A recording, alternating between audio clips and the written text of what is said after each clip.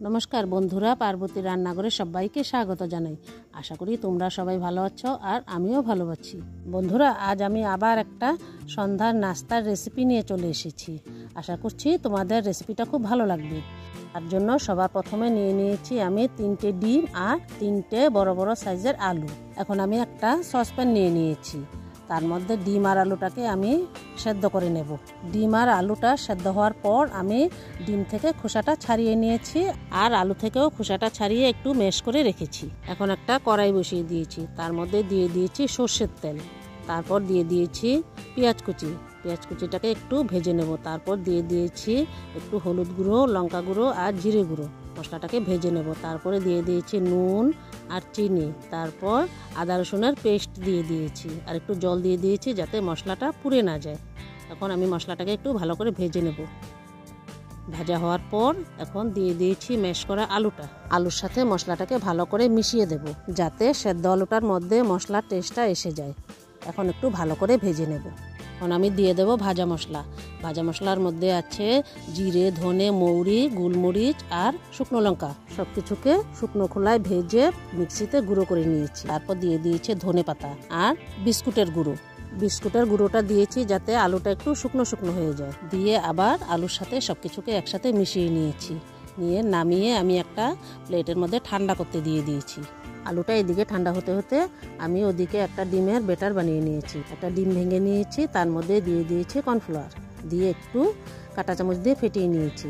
তারপর আমি সেদ্ধ করা ডিমগুলোকে 4 টুকরো করে কেটে নেব। আর ওদিকে আমার ভাজা আলুটাও ঠান্ডা হয়ে গেছে। এখন আমি সেই আলু থেকে অল্প অল্প করে নিয়ে ভেতরে সেদ্ধ ডিম দিয়ে আমি চপগুলোকে গড়িয়ে নেব। আমি এখানে চপগুলোকে লম্বা লম্বা করে বানাচ্ছি, তো তোমরা তোমাদের পছন্দ মতো বানিয়ে নিও। এখন আমি প্রথমে চপগুলোকে ময়দার মধ্যে মাখিয়ে নেব, তারপর ডিমের গুলায় চুবিয়ে তারপর বিস্কুটের গুঁড়ো দিয়ে মাখিয়ে নেব। এখন আমি আবার ডিমের গলায় চুবিয়ে আবার বিস্কুটের গুঁড়োতে মাখিয়ে ডবল কোটিং করে নেব। এখানে আমি চপগুলোকে ডবল কোটিং করছি যাতে বাইরের দিকটা মুচমুচে হয় আর চপগুলো ভাজার সময় যাতে ফেটে যাওয়ার সম্ভাবনা না থাকে। ডবল কোটিং করার পর চপগুলো অনেক বড় বড় হয়ে যায়, তো তাই আমি ডিমগুলোকে 4 টুকরো করে ভিতরে ভরেছি। এখন আমি এক এক করে সবগুলো চপ বানিয়ে রেডি করে নেব।